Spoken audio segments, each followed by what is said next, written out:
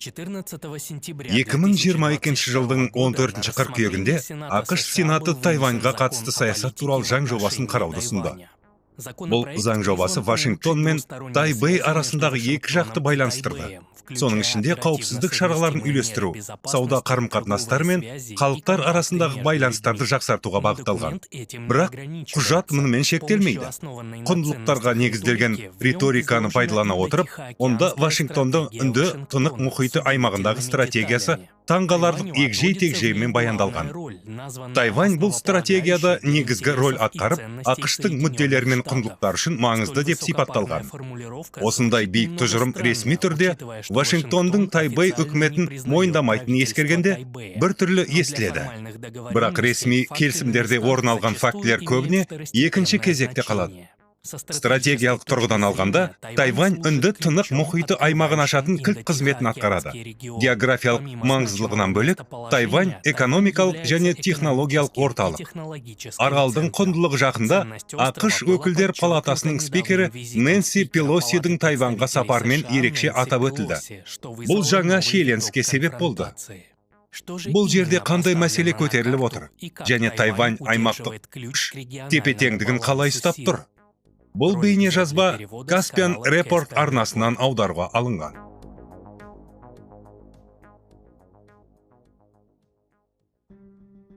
Қытай Тайвань ежелден оған тиесілі деп мәлімдегенімен, аралдың стратегиялық маңызы салыстырмалы түрде жақындай ғана пайда болды. Қытай тарихының көп бөлігінде оның басты наразында құрлықтағы қуат пен қорғаныс тұрды. Ұлы Қытай қорғаны басқыншылардың шабуылдарын тежеп тұрса, жібек жол сауда дәлізі ретінде қызмет етіп, қытайлық саудагерлерге жібекті римдік саудагерлерден күміске айырбастауға мүмкіндік берді.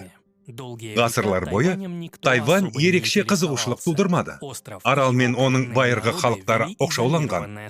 Ұлы державалардың саясатының жойқын ықпалынан көп жағдайда ада өмір сүрді. Тек 16 ғасырда Португаль теңізшілері бұл аралды ашып, оны Ила Формоза деп атады.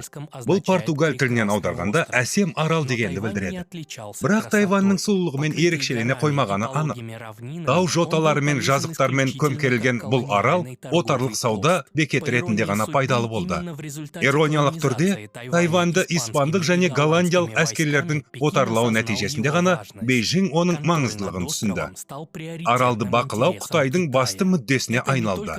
Бұл тек шетелдіктердің Қытай нарығына шабуыл жасап, қолайсыз басып кіруінің алдын алып қана қоймай, материктегі орталық биліктен қашқан көтерілісшілерді қауіпсіз баспана табу мүмкіндігінен айырар еді. Тайвань алыстағы әскери теңіз орталықтарына Қытайдың жүрегіне қол жеткізетін қақпа іспетті болды.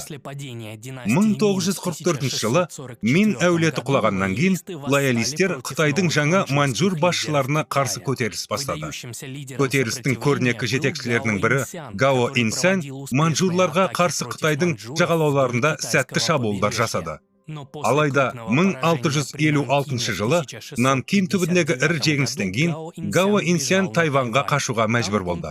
Сол жерде ол өзінің әскери шеберлігін голландиялық отарлаушыларға қарсы қолданды, және 1661 жылы оларды жеңді.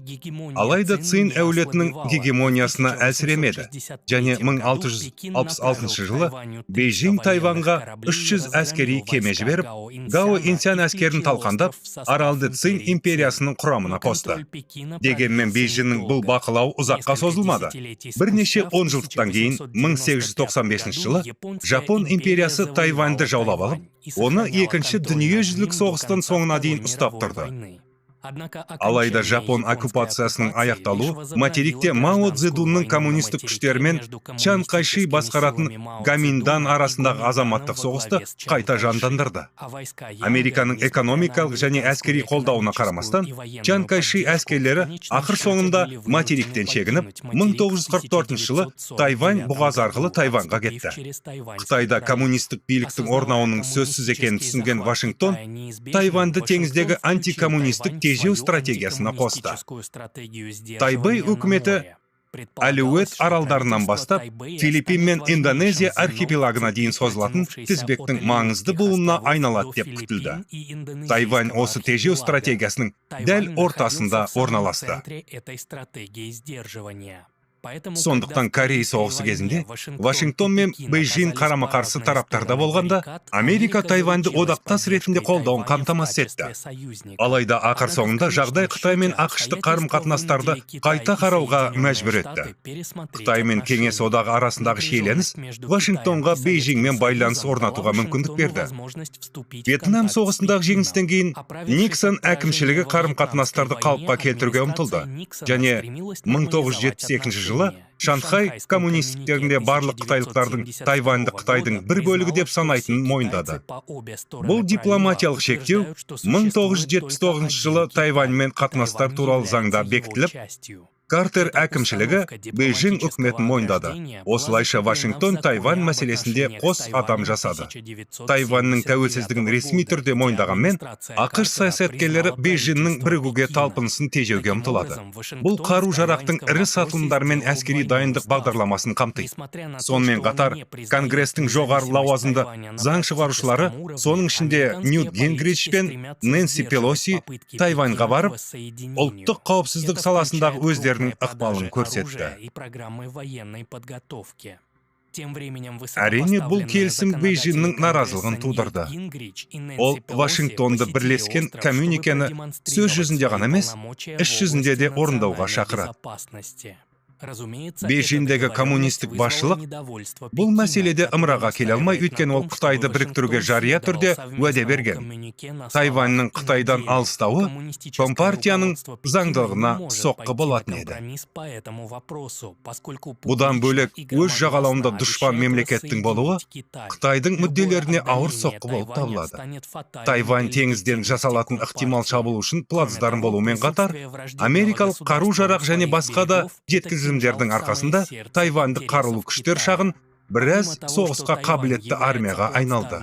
Сонымен қатар Тайванда стратегиялық маңызы зор өндіріс салалары орналасқан, әсіресе 5G, заттар интернет және автоматтандыру сияқты жаңа технологиялар үшін маңызды жартылай өзгерістер өндірісі.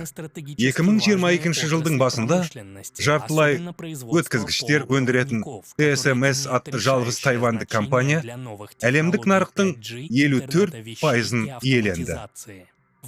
Әлемдегі жартылай өткізгіштердің 65% және ең озық чиптердің 90% Тайваньда өндіріледі. Бұл өте әсерлі көрсеткіш. ақш-тың қолдауымен Тайбэй жұмыс күшінің төмен шығындарымен Қытай материгіне жақын орналасуын пайдаланып, жартылай өткізгіштерге маманданды. Бұл жоспар өзін ақтады, өйткені Тайвань микрочип өндірісінде әлемдік көшбасшыға айналды. 2019 жылы бұл сала Тайвань экспортының 30%-ын және оның ЖУ-нің 17%-ын құрады. Бірақ Тайвань байыған сайын азаматтардың жалақысы да өсті. Бұл тайвандық компанияларды еңбекке көп тәуелді өндірістік процестерді Қытай материгіне аутсорсингке беруге итермеледі. Тайвань бұғазының арғы жағында Фунцзянь өңірі өңдеу өнеркәсіп дамыту тайвандық инвестициялар мен саудаға міндетті. Табиғи синергия пайда болды. Өйткені тайвандықтардың көпшілігі Фунцзянь аймағынан шыққан және Қытай тілінің ұқсас диалектерінде сөйлейді. 2019 жылға қарай Тайваньның ақпараттық және коммуникациялық технологияларға қатысты өнімдерінің 90%-ға жуығы Қытайда шығарылады. Алайда жартылай өткізгіштерге тайвандық жетістіктердің екі жағы бар. Геосаяси тұрақсыздықты ескере отырып, ақш Intel сияқты жергілікті чип өндірушілерін қолдауға миллиардтаған инвестициялар салуда. Қытайда солай істеп, жартылай өткізгіштер өндіретін халықаралық корпорация SMS'ке қаржы қоюда. Ұзақ мерзімді перспективада мұндай бастамалар Тайваньның микросхема өндірісіндегі нарықтық үлесін азайтады. Уақыт өте келе бұл Тайваньды Қытайдың ықпалынан шығарып, оны ақш-қа одан әрі тәуелді етеді. Дегенмен, қазіргі уақытта экономикалық өзара тәуелділік агрессияны тек сұр аймақтармен шектейді. Қаруды сылдырлату, әскери жаттығулар, ұшақтарды орналастыру және басқа да қымбатқа түсетін шаралар Тайваньның әскери ресурстарын сарқуға бағытталған. Мысалы, 2017 жылы Тайвань суларында тек 2 қытайлық әскери теңіз кемесі болған болса, 2019 жылы олардың саны 600-ге, ал 2020 жылы 4000-ға жуықтады. Сонымен қатар, 2020 жылы Тайвань өз әуе күштерін 300 мың рет ұшуға мәжбүр етті. Қытайлық шабуылдардың нәтижесінде бұл Тайвань салық төлеушілеріне отын шығындары мен ұшқыштардың шамадан тыс жұмыс істеуіне байланысты $90 миллион шығын әкелді. Осылайша Қытай бір оқ шығармай-ақ Тайвань ресурстарын сарқып жатыр. Шектен тыс стресс келіссөздер жүргізудің өте тиімді құралы. Бірақ Тайвань үшін бақытымызға орай Вашингтонның одақтас ретінде болуы шешуші рөл атқарады. ақш қамтамасыз ететін қауіпсіздік пен Қытай қамтамасыз ететін өркендеу арасындағы шиеленіс сақталғанымен, бұл жағдай біріншіге қарай шешілуі ықтимал. Байлық жақсы, бірақ оны қорғау құралдар болмаса, оның құны жоқ. Қаржы мен қару арасында таңдау жасағанда, қару алған дұрыс. Өйткені қауіпсіздікті байлықтан артық көрмегендер көп ұзамай еш нәрсесіз қалады.